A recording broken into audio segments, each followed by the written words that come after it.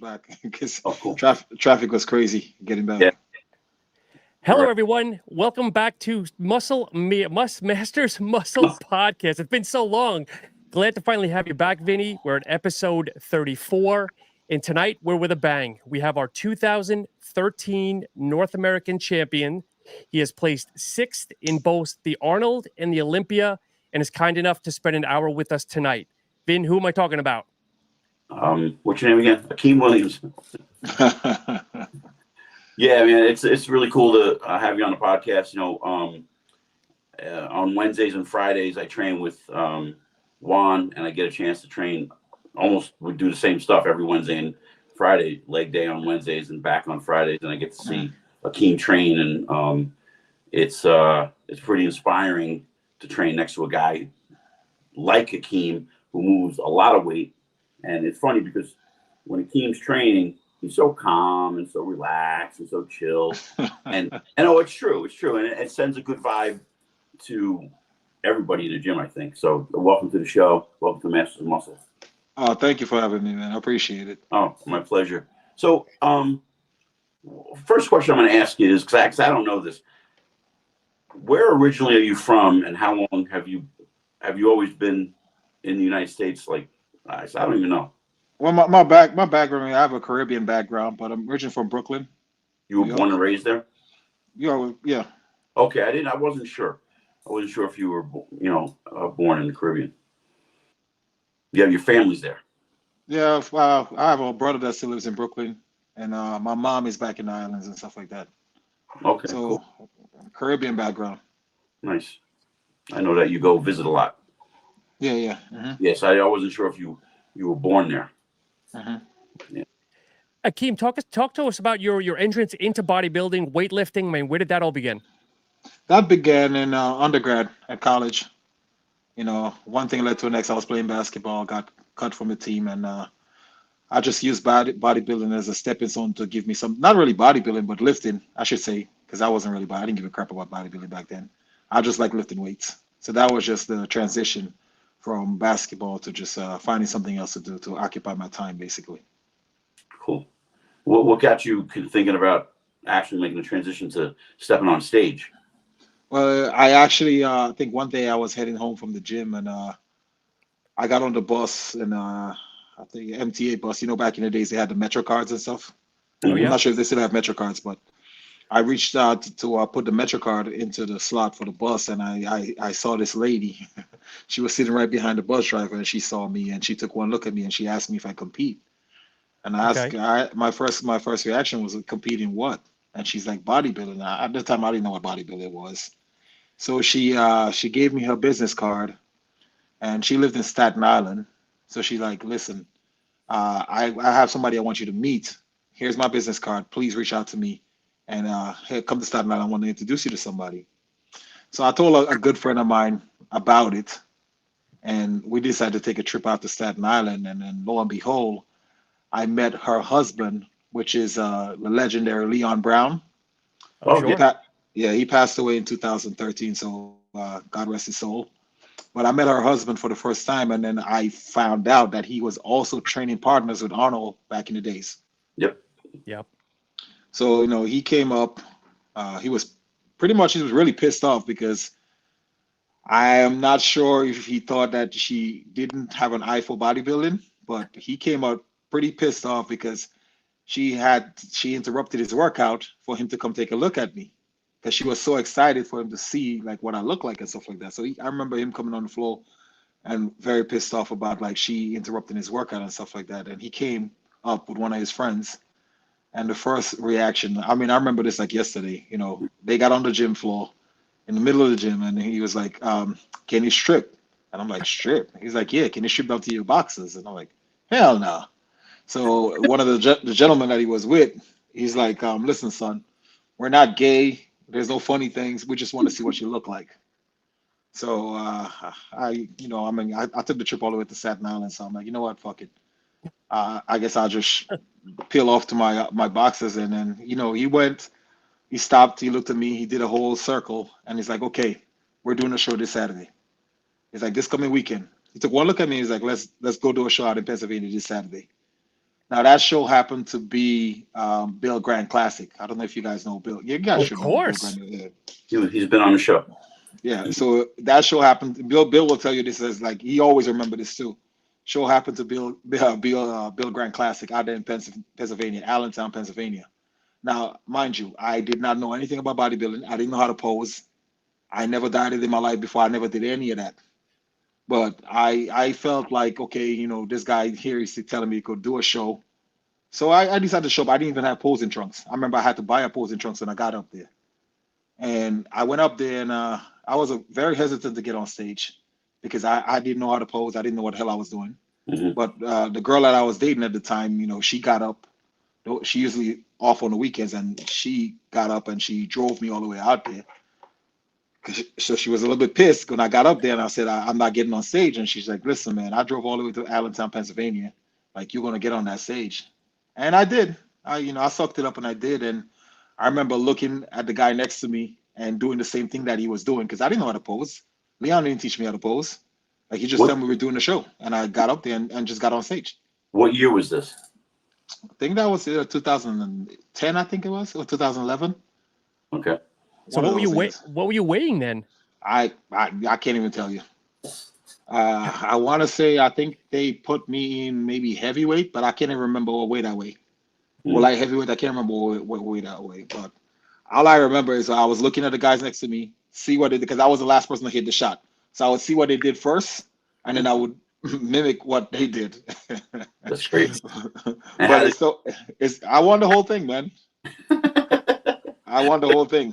I met a friend of mine. To this day, we're still friends. His name is Sean. Also, I can't remember his last name. I always know about Sean.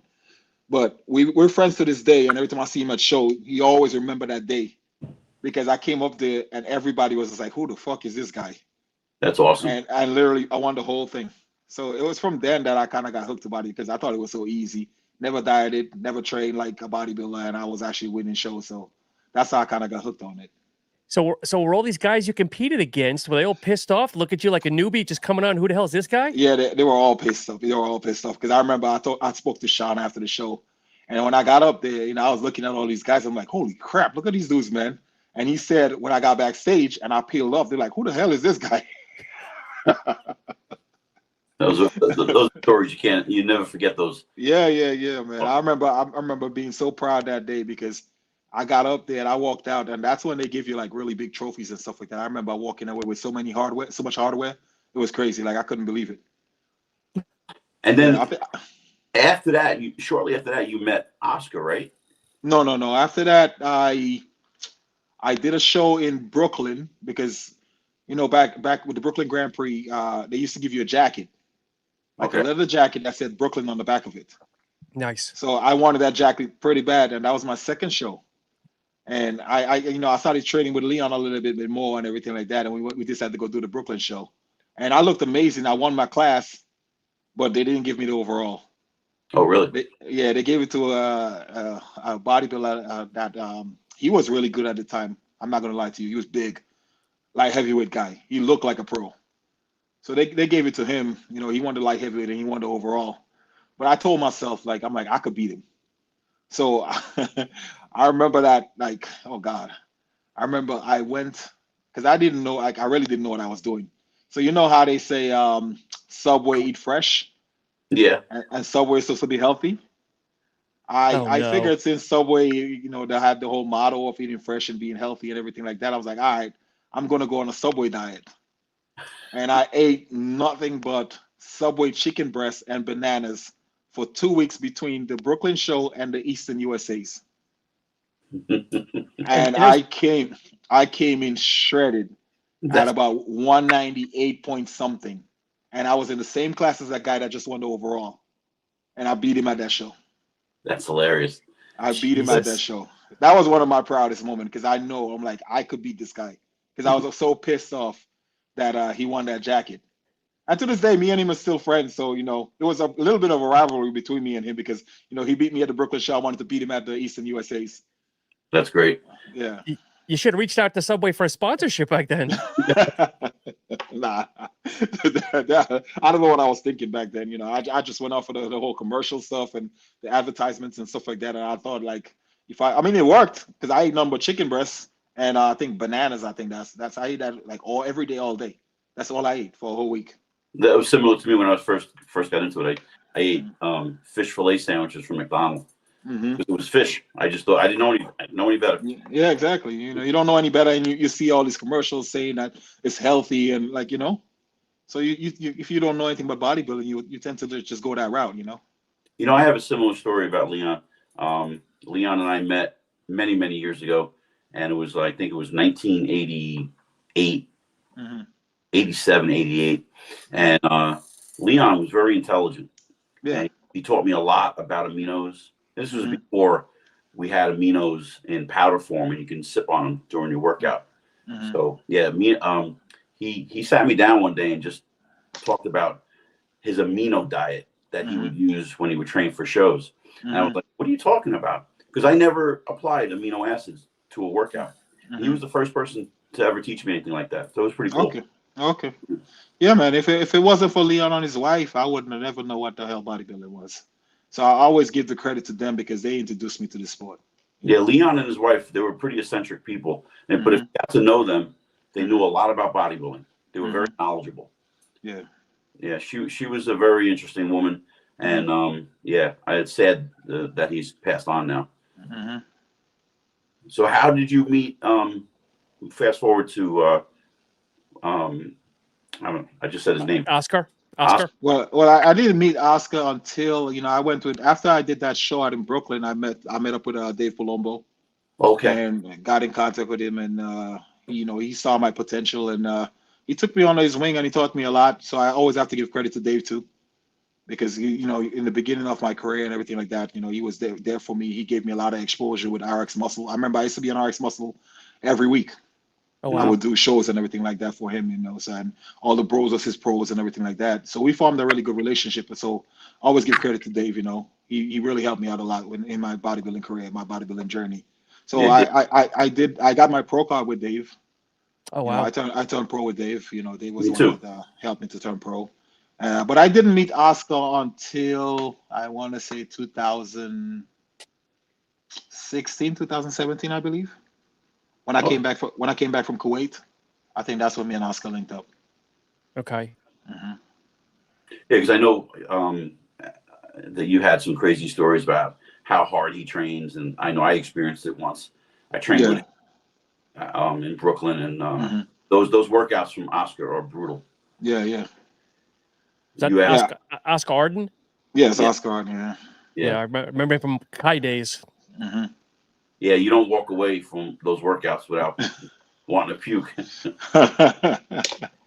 So Akeem, working with Dave, did he have you on a low carb diet? Because I know he was very popular for that. But what was your diet like? We started on low carbs, but eventually you realize that like the low carb stuff didn't really work for me. So he never really put me on no keto diet type stuff. Okay. Yeah, we always kept like some kind of carbs in my diet.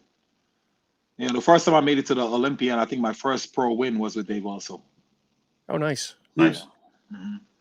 You had mentioned recently in the gym that you're going to get ready for the Arnold.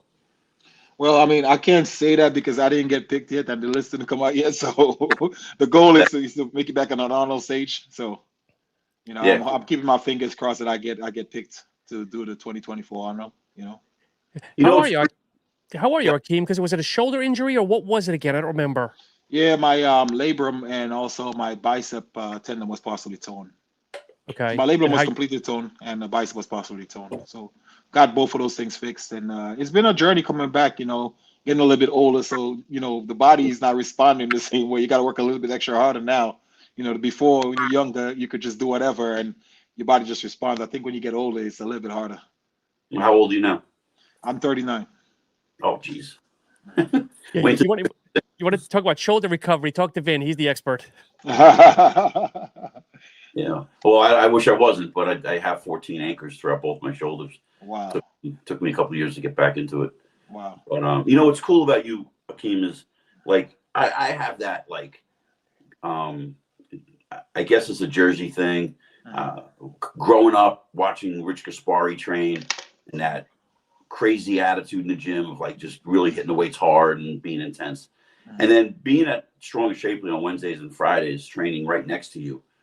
You're with your crew doing legs, and I'm with Juan doing legs, and then we're doing back on Fridays. And what you taught me in the past year, just seeing you, is to have that. And I say this seriously, have that calm demeanor, or just hitting the weights hard, but also you guys have fun doing it. And wasn't it like I think it was last week somebody had said, Juan had said something like, somebody mentioned like, you don't train hard enough. Yeah. And I'm like, if you're standing next to Akeem, you know he's training hard enough. The guy's got like, so when Juan and I, Sean, when we're done with say leg press, we got like 7 plates on each side, and we're done. And I say, Akeem, do you want to use this to warm up with? He's like, yeah, just leave it. Just leave it. Yeah. Is that the warm up set for 15? Yeah. I mean, he goes up to like 14 plates, and one day you had that woman sit on the leg press. And you went up to Janine, how much do you weigh? And you're not heavy enough. You got to grab somebody else. But it's great. It's great because it's like you in my own comeback, thinking of like, hitting hard and that grunting, and then you guys are over there like just having a chill time, training really hard, but not that it balls out, but it's just like just chill, and it's like reset my own button to train that way, and I thank you for that. Yeah, of course, man. I think a lot of people tend to believe that you got to scream. If you're not screaming and making a whole bunch of noise, you're not training hard, Yeah. But for me, I've always trained in silence. Like, I don't make any noise, or even if I remember when I used to squat I think the most I ever did was like 840. I used to squat 840. I'll put 840 on my back, and I wouldn't make a sound. I would go up and down and not one sound. And people used to always like, how? That's just how I did my training, and that's how I've always learned to train. I feel like making all that noise and everything like that, it just takes away energy. I'd rather use that energy to lift the damn weight, Well, I never made any noise. I've never been a grunter or screamer. But I'm just talking about that attitude that you have. Yeah, of course. Yeah, it's cool. It's cool to, I mean, when people come up to me, I'll be at Powerhouse working. I'm like, hey, I saw you video Akeem's workout, or Akeem was in the background. How was that? And I'm like, it's just so cool to train around somebody who has the desire you do. And there's so many people around us that don't even know who you are, and it's like crazy. Like, you see all these young kids training, they don't know what they're doing, and I'm like, I said to Juan, like, forget coming over to me. Why aren't they going over to Akeem asking him for advice? And they never do. They never do. Akeem, do you think it's just a Caribbean kind of culture, maybe? Just that kind of relaxation, even though you're walking balls to the wall, but kind of like that Zen relaxation, maybe? No, I don't think it has anything to do with culture. That's just how I've always been, man. Okay. I feel like, I just, I make it pleasant to train, Yep, that's a good word. Yeah. Yeah. 840-pound squat, it's pleasant. Yeah, exactly.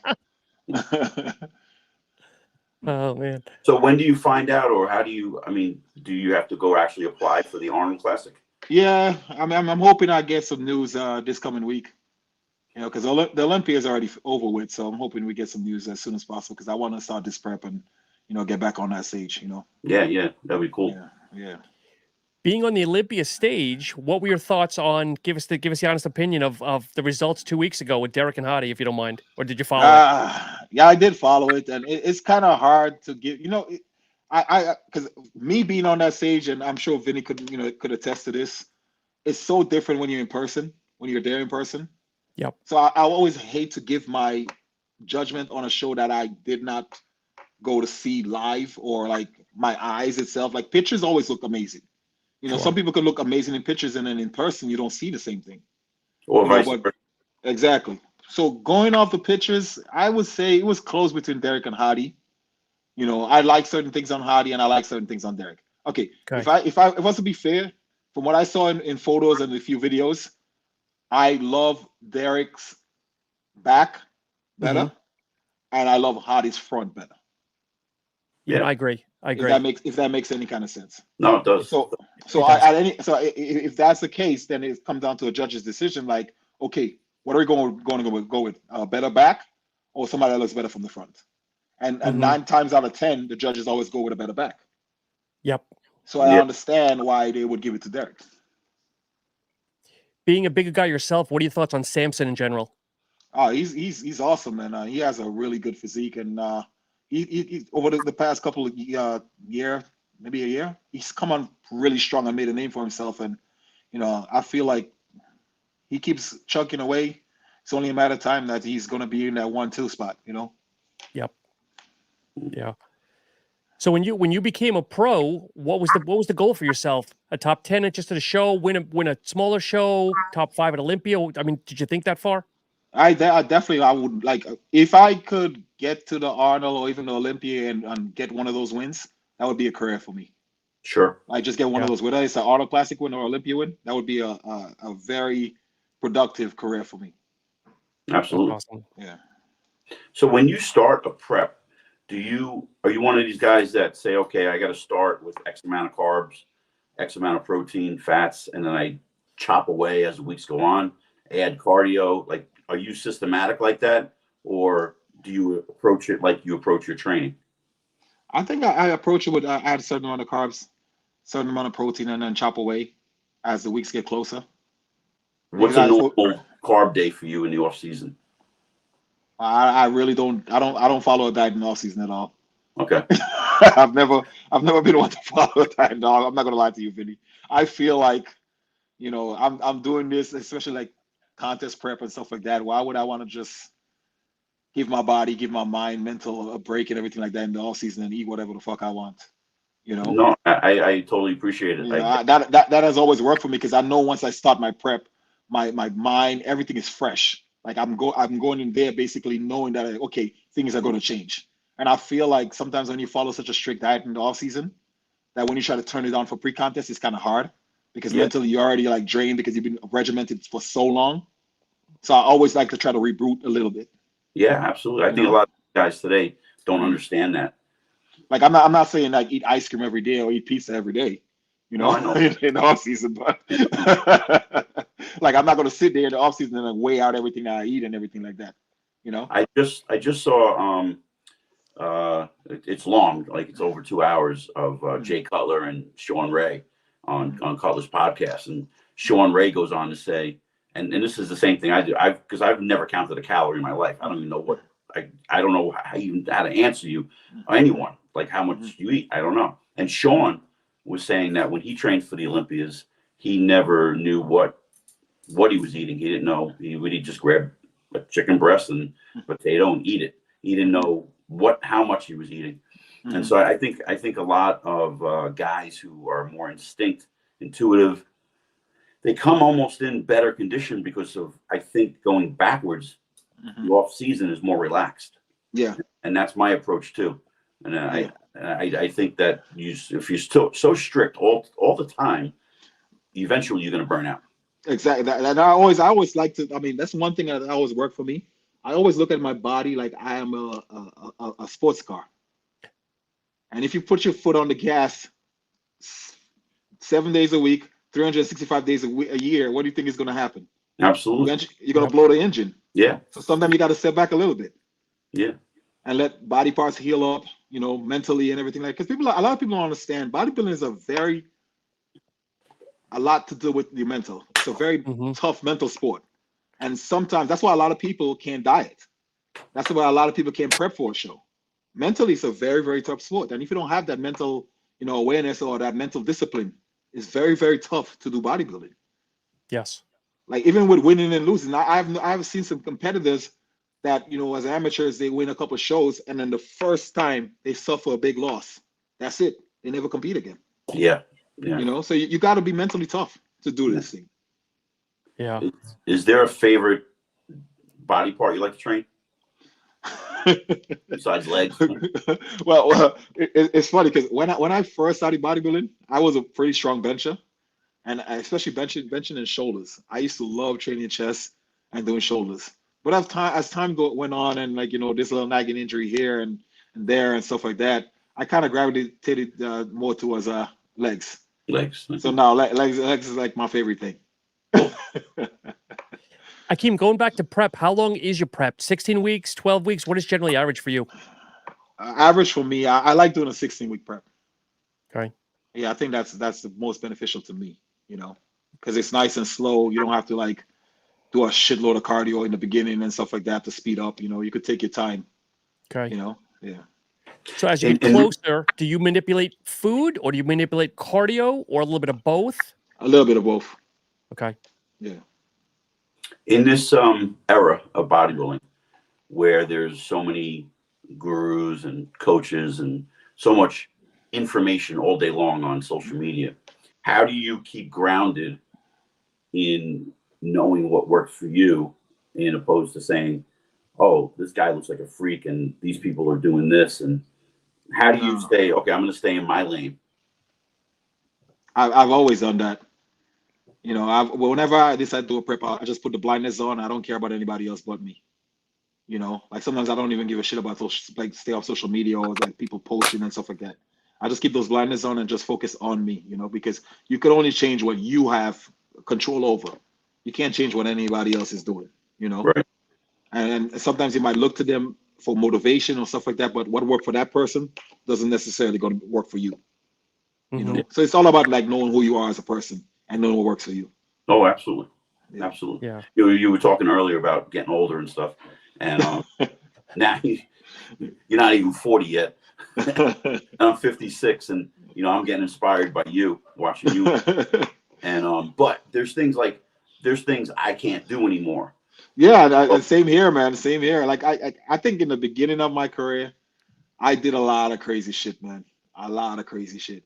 I remember I used to do bros versus pros with Dave, and I would be like 2 weeks out pulling 700-800 pounds in deadlifts. Jeez. You know, doing the competitions and stuff like that, you know. Or 2 weeks out from the show. 2 weeks out from a show, and I would go pull 800 pounds, age 15. That's crazy. You know, squatting 700-800 pounds and stuff like that. So I did a lot of crazy shit, and unfortunately, now you definitely you feel it, man. You feel it, you know. Yeah. But I think everybody starts that way, is just strength and muscle. Nobody thinks about the overall end result. It's the nature of the beast, I guess.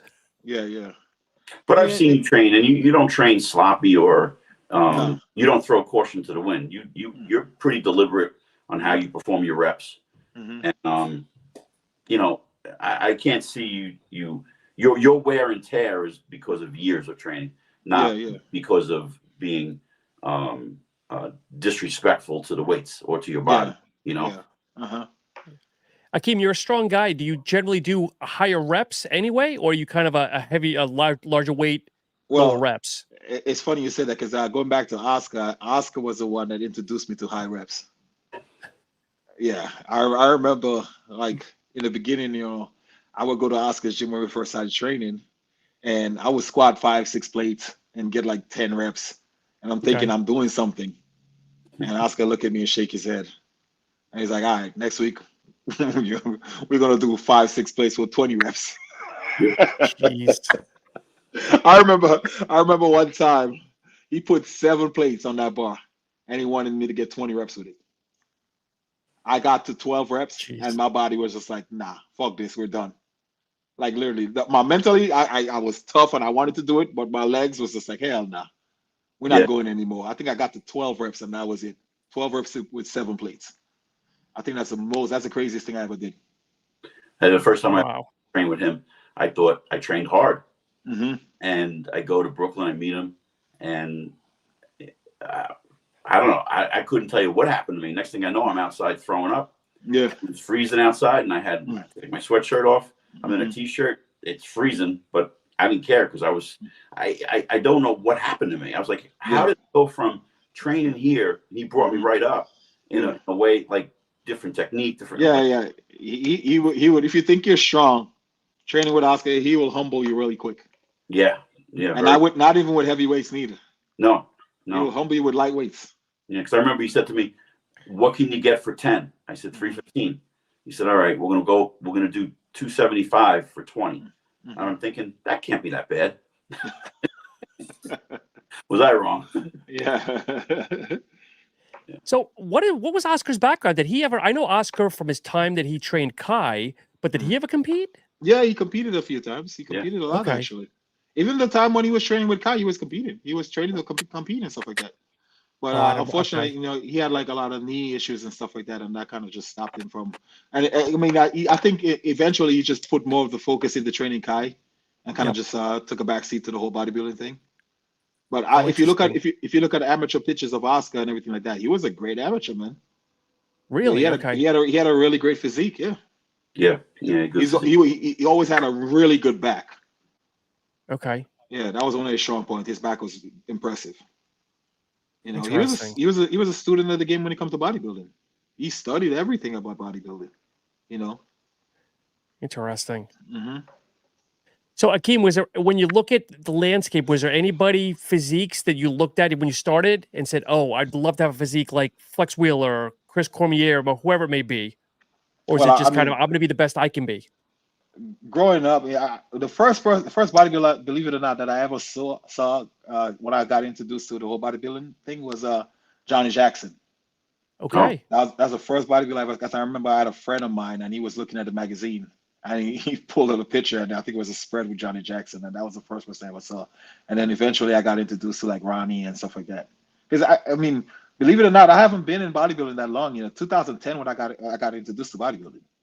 Yes. Like Okay. before that, I didn't know anything but the whole sport of bodybuilding. I know who Arnold was because of the movies and stuff like that. But when it comes to like the whole like concept of bodybuilding and who bodybuilders were and everything like that, I had no idea what it was. You know? Interesting. Yeah. I think the first time we ever met was at Diamond, Mm-hmm. or during Sean Ray's. Yeah. What did he call it at the time? I can't remember. I can't remember what it was, but it was something to do with Sean Ray. Would it Meet the Pros or something like that? It was called Train with the Pros. Pros or something. Yeah, something like that. Yeah. Yeah, those are pretty cool. Though. He had those every year. Mm-hmm. Yeah, I remember meeting you there, and everyone was like, "Who the hell is this dude?" Because you were just kind of new on the scene. Yeah. And you had just started obviously before social media, and now you're into the thick of social media. So I don't know if you've felt like the shift. I know Vinny talked a little bit about social media earlier, but I don't know if, you starting with there was nothing there and now transitioning into social media everywhere.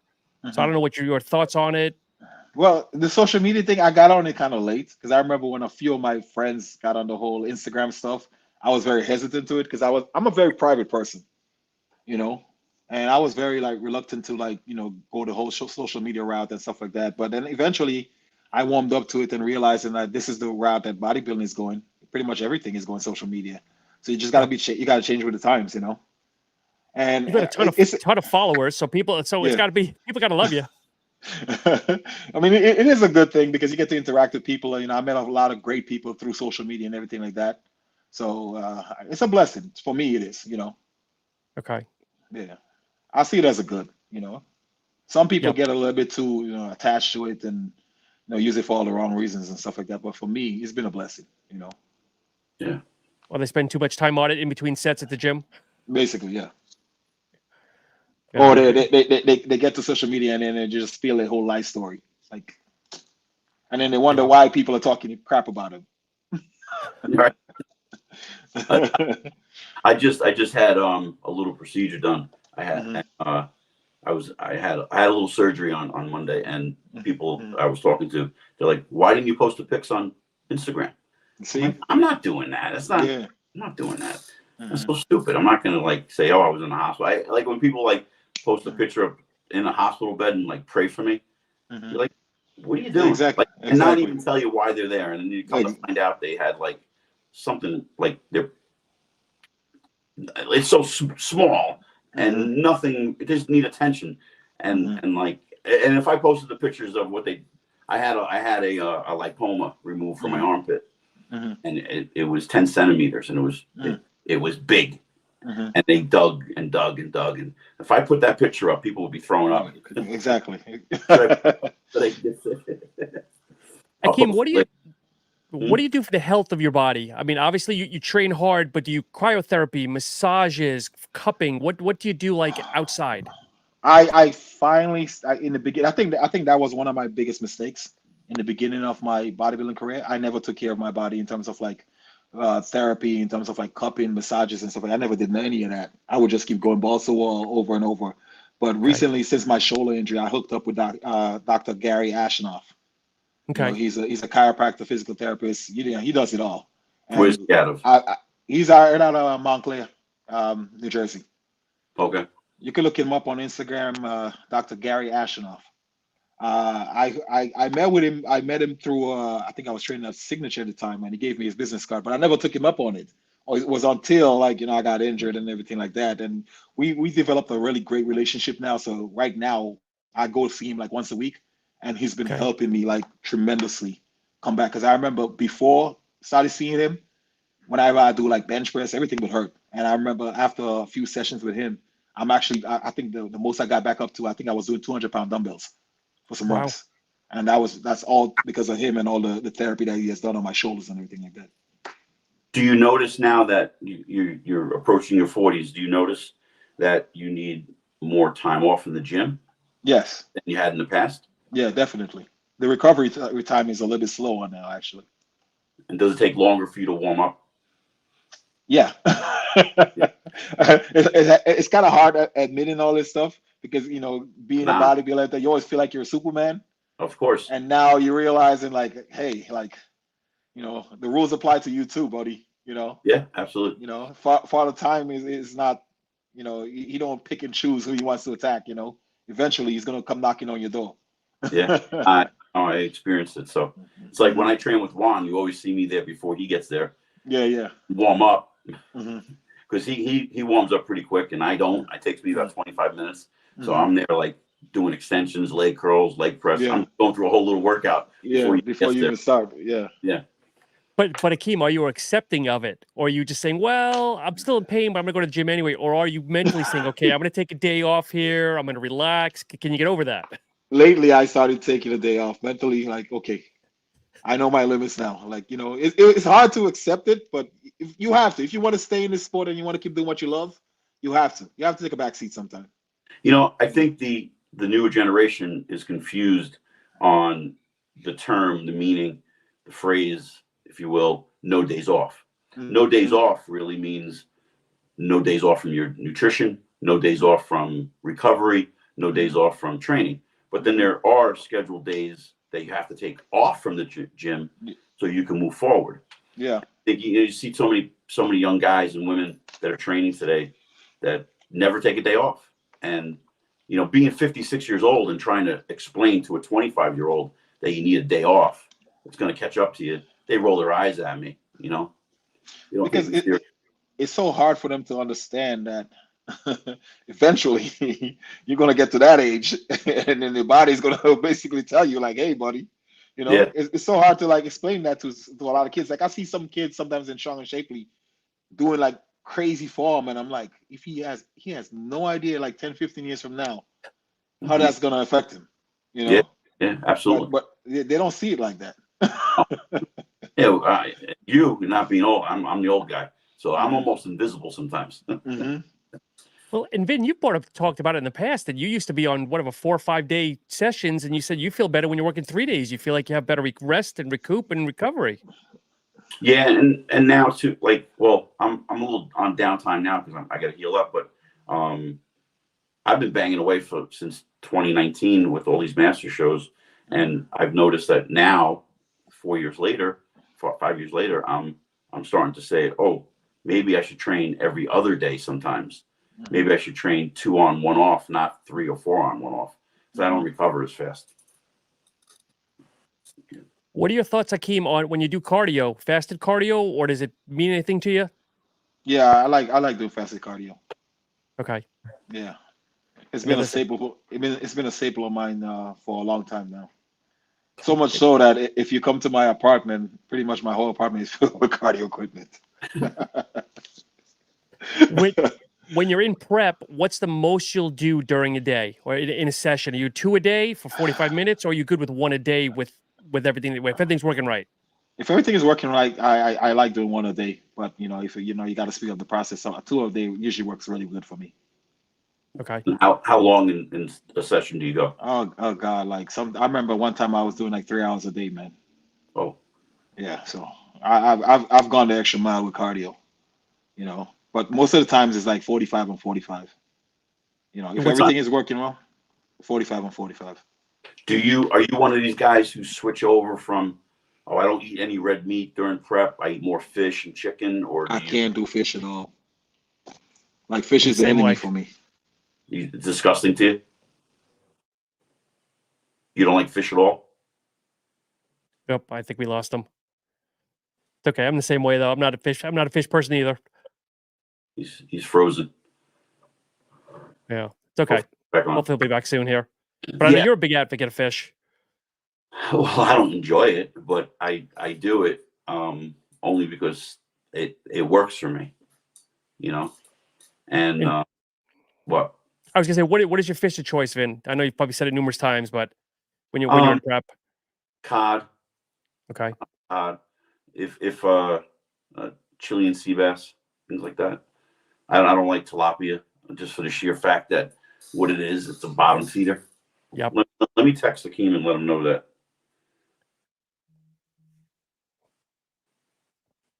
Hold on. He's back. Hold on. Back. Yeah, we got him. I have no idea what happened. That's okay. Is it me or is it? No, I think you froze up. But we were asking, you don't like fish. I think what we got right before you disappeared. Yeah, I can't do fish at all, especially with dieting. My body works better with red meat. But you just don't like fish? It's gross to you? No, my body just don't. I think once I start eating fish, I start retaining a lot of water. Okay. I have no idea why. Oh, interesting. I think maybe at some point I would have to like take a test to see if I'm allergic to fish. I might be, you know, but in the sense I just like, you know, I just keep it out of my diet. I function really good with turkey and red meat, eggs. Same exact. Yeah. Same exact thing. I like making turkey burgers. Mm-hmm. I can't. What about orange roughy? I know you mentioned cod a minute ago. Do you eat orange roughy? I can't find orange roughy. I don't think I ever had it actually.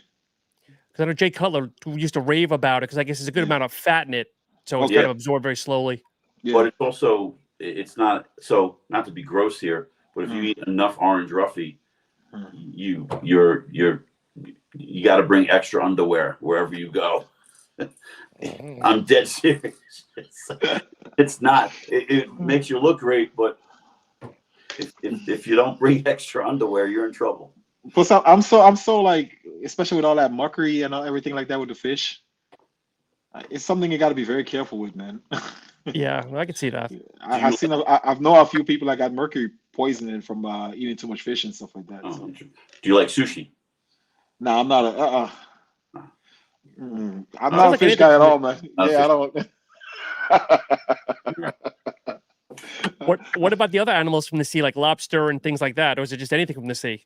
Yeah, I like lobster. I ate lobster before. Okay. Yeah. I think that a lot of people have a problem with fish. Just training for a show. I don't think a lot of people eat fish. I like back in the day, back in the 90s, it was really huge to eat canned fish.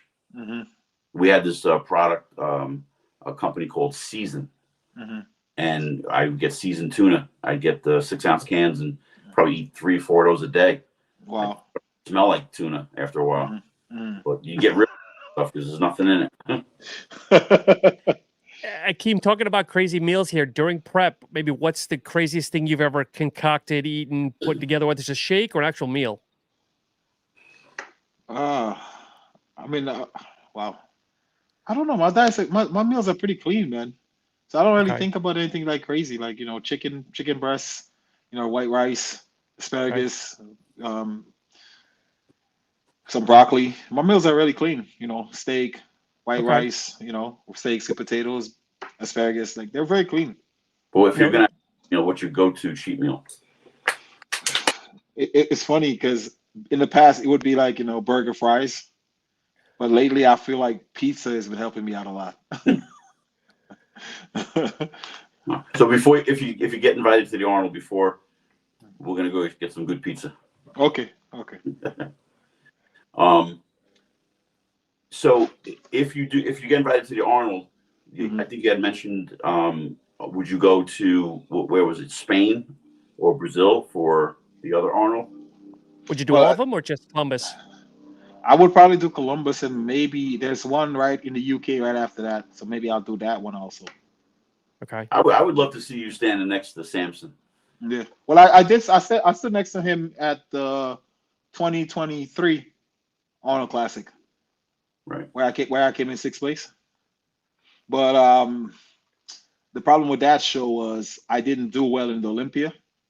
Mm, Yeah, I didn't place top 10 in the Olympia, so it's kind of hard to justify me getting the look right next to him because he was sixth in the Olympia that year. okay. So even though I look better, and of course, I was able to beat, guys that were top 10 in the Olympia at that Arnold, it was still kind of hard for me to get that look.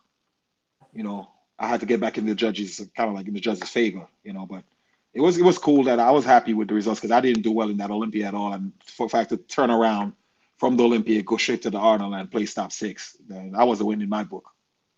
You were still fresh off the injury, though, weren't you? Maybe a Yeah, year, a little bit less. I was still injured. I didn't do the surgery. I waited until after the Arnold to do the surgery. So as soon as Okay. I finished doing the Arnold, that's why I didn't compete after that. As soon as I finished the Arnold, I went and got the surgery. So the whole time I was prepping for the Olympia and the Arnold, I was injured. Oh, But interesting. I still suck it out and I still did both shows because I didn't want to pull out. I didn't want. I started the prep and I'm like, you know what, I could finish this prep. So for the Okay. Arnold, I just sucked it up and started doing more therapy with Dr. Ashenoff and was able to do a little bit better for that show than the Olympia. I was able to train a little bit harder. And what's your average stage weight? Usually, I look my best like right around like the 260, 265 mark. Wow, how tall are you? About 5'10". Wow, okay. I know you're big, but wow, okay. Mm-hmm. Yeah, it's very interesting the way things have shifted. Mm-hmm. We're seeing two 212 people Mm-hmm. in the top 1 and 2 spot for the Olympia.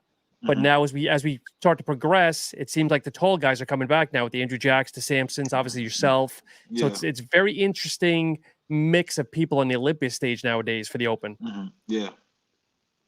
I think we're seeing guys, at the end of the day, it's called bodybuilding. Mm-hmm. Yep. It's a weight class. Like I think Flex Lewis basically stopped competing because he couldn't make the weight anymore. Mm-hmm. And I don't think he wanted to do Open. I think he was done for a while, right? So now Mhm. you got guys like Sean, who could probably he's won in the he won the Legion in the Open. Mhm. He can Mhm. stand next to those guys.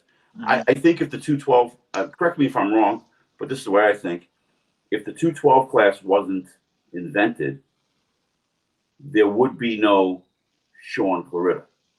No. Because that mindset would Mhm. never have been able to maximize the potential that he had. Yeah. Right? I don't think he could have thought, oh, I could be like that and be competitive. So Yeah. now True. he's in the 212 winning. And Mhm. this year he came in second, but I mean, the guy is clearly almost unbeatable. And, those guys have a home and but they're going into the Open and winning in the Open, the Olympia. So Yeah. you start seeing guys in the 212 keep moving up now. Yeah. Yeah.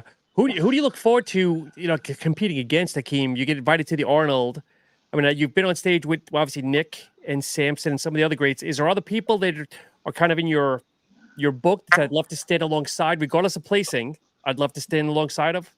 Well, I mean, I'm pretty much with everybody in the sport right now. I stand next to everybody already. So, Okay. I mean, only person I probably, when I sat next to everybody because I sat next to Derek, I sat next to Hadi. I've been next to like any of the top guys in the sport. So, I mean, to me, I don't really care. Yep. I've never backed down from a show. Like if it's a competition, I don't care who's entering the show. I'm gonna do it. And how many I've never- pro shows have you won? 5, I think. You won 5. The last one was the Tampa, right? Yeah. You won Tampa. You looked amazing in that show. Thank you. Yeah, that was like wow. When I saw you, I was like, holy shit. Yeah, I should have had at least about like maybe 10 or maybe 11 pro wins because there was some second places that I took that was just like Little suspect. Exactly. Well, this will be your breakout year again. Get back on track. Get into the. I hope so, but I definitely want to head back to that Olympia stage and possibly do this bodybuilding thing for another 3 or 4 years. I think after that, I'll call it a career. Cool. So maybe another 3 or 4 years, I want to be done with it. Well, Akeem, one of our listeners had asked, what's the most old school gym you have ever trained at? Wow. I've been to a few really good old school gyms. Diamond Gym being one of them. There was also a gym in Brooklyn at the time, Fifth Avenue Gym. That was Okay. a pretty old school gym also. What other gyms that Oscar's Gym, the Dungeon. It's not as known as Diamond or Fifth Avenue Gym, but Oscar's Gym in the Dungeon. That was Okay. old school. That was a serious old school gym because there was only one mirror in the gym. One Wow. mirror. I kid you not. So if you didn't have your confidence, they ain't no looking in no mirror to try to see what you look like. That's Only great. only mirror we had in that gym was at the squat rack, and that was it. Wow. Okay. Yeah. Yeah, yeah. So your motivation, you better get motivation somewhere. You're not walking around, poking your chest out, looking seeing what you look like in the mirror. Like, nah. Only time you can see yourself is when you're squatting. Jeez. Yeah. That was hardcore. No windows. There were no windows. No You AC. know, no AC, no windows, no AC. Matter of Okay. fact, there was no heat neither because I remember they had the heat pipes on the top of the roof, like the ceiling, The and ducks. that's where Yeah. that's where the most of the heat came from. There was no Okay. like heaters on the like walls and stuff like that. Nah, winter time you got to be hoodied up until you get really like warmed up. You could take your hoodie off and put a t-shirt on, but you're working out cold down there, man. Yeah. That was old school. Have you trained anywhere on the West Coast? You No, been to California? Any of the gyms? No. but the few gyms I trained in California, they were like chain gyms, like Golds, and Okay. um, what other gym? I can't remember what other one, but the few ones I trained, they were like more like, you know, chain gyms that like everybody like they all look the Sure. same. They're not like that hardcore. I would love to train at probably Ronnie Coleman, the Metroflex that Oh, Ronnie used sure. to train at. I would have loved to check that out. It's pretty hardcore. I'm actually Yeah. going to train there next month. Okay. Yeah, my nephew and I are going to the Dallas Eagles game. Okay. Yeah, so we're going to take a Uber over there and train. Nice. I have to laugh. I know you guys both work out at Strong and Shapely. Mhm. And so I trained with Vinny a couple of months ago, and he said, Mhm. meet me at Strong and Shapely, but Mhm. the name does not match the gym. I I mean, I thought the gym was great. I'm no disrespect to anybody. Great Yeah. gym internally, great aura. But again, you Uh. hear Strong and Shapely, you think of, I don't know, almost like a Planet Fitness type of vibe. That's just me. I hate to say that. Well, I can tell you that I was a part of the first crew that ever trained there, and I knew Bob Bonham, and he named it. He wanted to have Strong and Shapely because not only were there a lot of men who competed and trained in there, but there were a lot of female bodybuilders that trained there. So that was where that balance came from. Yep. So. Interesting. I mean, it's Strong and Shapely. It's an awesome gym, man. I can't complain. Oh, I loved it. They have a lot of equipment in there that you're not going to find anywhere else. A lot of unique pieces of equipment that at that gym. And that's what I Yep. like about it. It's almost like a diamond gym, also. Or even a Bev Francis. There are a lot of unique equipment that you're not going to find in any other gyms, like any of those chain gyms that you go to. Yep. Mm-hmm. As we wind down, Akeem, obviously we're talking Arnold. Is there anything else that you're thinking about for next year? The New York Pro, any other shows as well, or is it kind of that's a show I've never won, and I would definitely love to win it one day. I came as close as second before, okay? and I mean, you never know. We'll see. I'm trying to take it one step at a time. Yep.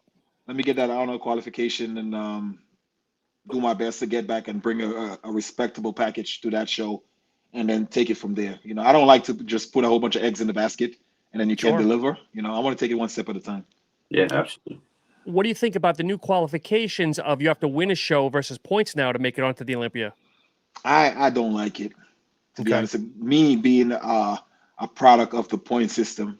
I mean, I remember in 2019, I did about 7 shows, and I remember placing second place in probably like half of them, or even Yeah. more than half. I remember I was getting second. Every show I went to, I was getting second. So much Okay. so that I got so much points that the powers that be told me don't do another show. Like literally, like you're done. Don't do another show. Yeah. And I remember that year, and I went to the Olympia, and every single person that beat me that year, I beat them at the Olympia. Wow. and I went in on points, and I beat all of them, and I placed top 10 at the Olympia. Cool. So that's I've always- why I Go ahead. respect the point system, because even though you go in on points, that doesn't necessarily mean that you're not going to be those guys that beat you at the Olympia.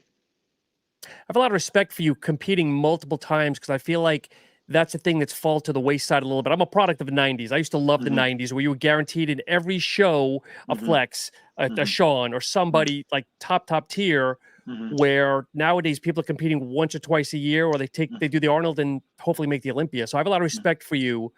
Obviously, I know what your body goes to, and utmost respect, my friend. Thank you. Yeah. I've never been a competitor to shy away from competing. Doesn't matter who's doing the show. I've always like sucked it up and did it like I didn't care, you know. Yeah. That's cool. Milos was like that, and I see Samson doing that now too. Samson's doing multiple shows, and good for him. Yeah. So, all right. So, if you want to plug any of your sponsors or anything, where reach you? Definitely. I always like always. I want to say a huge thank you to my sponsors, Muscle Meds. I've been with them for a while now, and I've developed a really great relationship with them, and they've always supported me, supported my bodybuilding journey. And nothing but love and respect and appreciation for them keeping me on board and keeping me as part of the team. So Muscle Meds, Gerard Dente, I want to say thank you so much. And if you follow us out there and they want to try a great product, tell them they have to go check out Arimba Test. nice. I don't know if you can see it. It's basically an estrogen blocker and also increases testosterone. So a natural way to, if you want to increase your testosterone, build a little bit more muscle. It's a great product to check out. All right, cool. And what about Instagram, Facebook? Instagram, you could just check me out on IFBB Pro Akim Williams on Instagram or even on Facebook. But mostly Instagram. I don't really do the Facebook thing like that anymore. Video guys. All right, cool. Thank you so much for coming on. It's a pleasure. I'll see you at Strong and Shape soon. And good luck getting your qualification to the Arnold. And hopefully we'll see you at the New York Pro maybe. Oh, thank you so much. Thank you guys for having me. Yeah. Akeem, it was an absolute pleasure, my friend, and wishing you a great, successful 24, my friend. Thank you. Thank you. And for everybody, thank you so much for tuning in. We are back every Wednesday at 7 p.m. Have a great night. Good night.